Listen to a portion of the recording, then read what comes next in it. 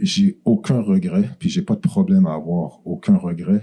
La seule chose que je regrette, puis ça c'est l'affaire que je regrette peut-être le plus, c'est de m'être excusé aux gens, comme si j'avais à m'excuser aux gens quand la nouvelle est sortie.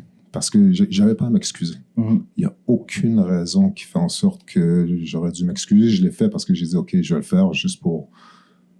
Calmer la tempête, là, un petit peu. Je sais même pas si je vais calmer la tempête, honnêtement, tu sais, parce que c'était tellement frustrant. Mais j'avais aucune raison parce que I pay my dues. J'ai fait ce que j'avais à faire. La GRC, on a fait le travail qu'on avait à faire ensemble. Fait que ça, c'était réglé aussi. Puis, c'était une autre chose. Moi, j'ai dû repartir encore à zéro, repartir encore mon combat. Fait que, tu sais, pour moi, c'est une histoire de succès. Ce que j'ai fait, j'ai continué, puis je me suis impliqué dans la communauté. Je suis allé m'impliquer comme coach, je suis allé dans une radio, tu sais, pour être animateur pendant plusieurs années. Je me suis impliqué énormément dans les hip-hop.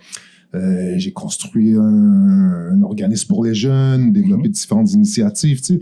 Mon histoire, c'est vraiment une histoire de succès incroyable qu'on devrait parler, tu sais. Quelqu'un qui arrive à passer puis faire tout ça malgré tout ce que la société essaie de faire contre lui. Puis on revient avec des trucs comme ça, ben moi, ça me tape un peu sur les nerfs pour te dire franchement, parce que même nous, on tombe dans ce piège-là, tu sais. Puis on fait abstraction de tous les accomplissements que la personne va faire, puis on essaie de définir d'une certaine façon, alors que c'est tellement... Tu sais, si tu regardes ma feuille de route...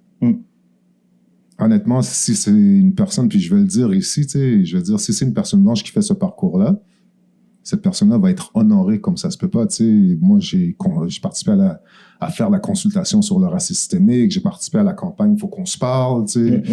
Des actions à travers le concrètes. Québec, j'ai construit des projets pour sortir les jeunes qui sont criminalisés pour les réinsérer dans la société.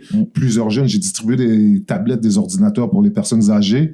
T'sais, ici, personne n'est au courant. Vous n'avez jamais parlé de ça, puis les gens ne sont pas au courant qu'il y a ça qui est en train de se passer. Puis n'importe quelle personne âgée, on a fait la première action, quand la COVID est arrivée, on était le premier organisme communautaire à distribuer des masques et des produits sanitaires.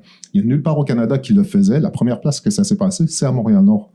Et ça, les gens sont juste pas au courant de toutes ces différentes actions-là. Fait que c'est pour ça que je te dis, puis j'en passe, hein, la liste elle est encore plus... Oui, on l'a, la liste, on va en parler. On va en parler. C'est ça, fait que, d'entendre ça, ça me saoule énormément parce que ça n'a jamais défini la personne que je suis, tu sais. Puis j'ai aucune honte de ce qui s'est passé. Puis au contraire, je suis même fier de tout ce que j'ai pu accomplir à travers tout ça. Et malgré cela,